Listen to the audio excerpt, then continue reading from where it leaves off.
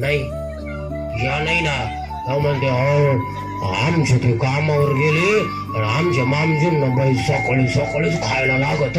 आमचे कामावर गेले ते 1 वाजता येतील.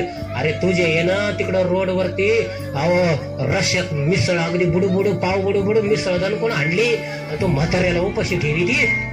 नाही नाही नाही काय कमावलं तुम्ही. सकाळी यायचं आणि इकडं फार गजरा बिजरा मेकअप फाउंडेशन अगदी आहा से आहा तक.